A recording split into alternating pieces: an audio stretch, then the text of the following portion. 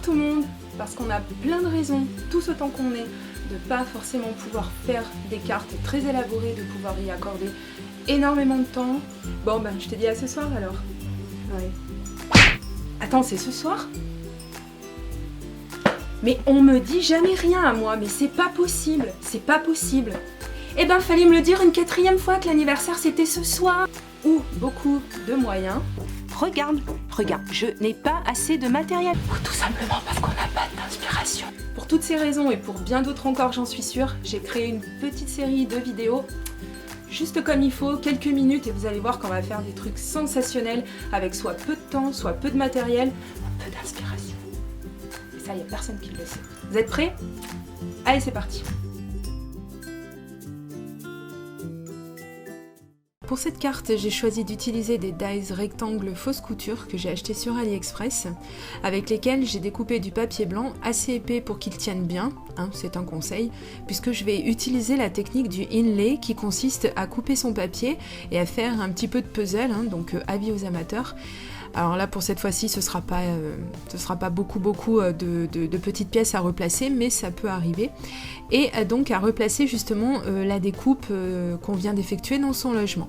Alors ces dies mots en anglais sont également des dies provenant d'AliExpress, mais tout autre mot fera bien l'affaire également. J'ai donc découpé une première fois mon mot directement sur ma découpe rectangle fausse couture, et je garde le positif de la découpe que j'utiliserai pour un autre projet. Pour un maximum de contraste, j'ai repassé mon die mot avec ma machine de découpe, mais cette fois-ci dans du papier noir. Et cette fois-ci, j'ai gardé le positif de ma découpe parce que c'est lui qui va me servir. Et comme vous pouvez le voir, il s'insère parfaitement, logique puisque j'ai utilisé le même matériel.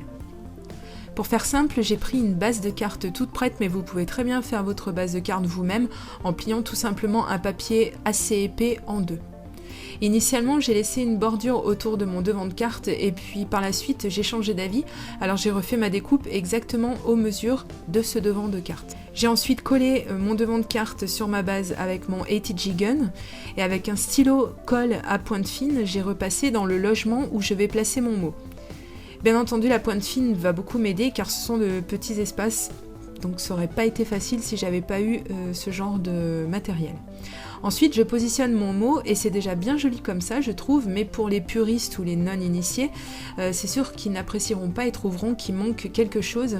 Alors c'est là qu'intervient un petit peu le jeu de patience, hein, le puzzle, et on va positionner les tout petits éléments qui donneront tout le cachet à la créa et qui redonneront vie au mot si vous voulez.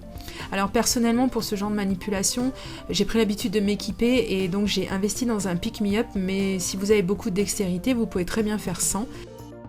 Bon, j'allais pas laisser cette carte aussi simple, alors j'ai sorti mes crayons aquarellables et avec un pinceau, tout ce qu'il y a de plus standard, j'ai commencé à faire des gouttelettes. Alors il suffit de bien humidifier son pinceau et de le passer sur le bout du crayon aquarellable et ainsi d'accumuler le pigment et de venir tapoter au-dessus de sa carte pour obtenir ces petites tachonnettes que j'aime tant. Il va de soi que plus le pinceau sera large et plus vos gouttelettes seront prononcées et inversement. Ensuite, j'ai laissé sécher quelques instants et j'ai décidé de positionner quelques sequins pour donner un côté un petit peu plus fun et un petit peu plus girly. Et j'ai pris l'habitude, comme vous m'avez vu le faire des dizaines de fois dans mes vidéos, d'utiliser mon Glossy Accent pour coller les petits éléments, et c'est une colle très très forte. Et voilà ma petite cartonnette toute simple, mais je trouve quand même qu'elle est toute belle et super girly. Donc n'hésitez pas à vous abonner à ma chaîne pour être prévenu des prochaines vidéos dans la série. Vous allez voir, on va faire des super choses. Je vous dis à très bientôt, gros bisous, bye bye!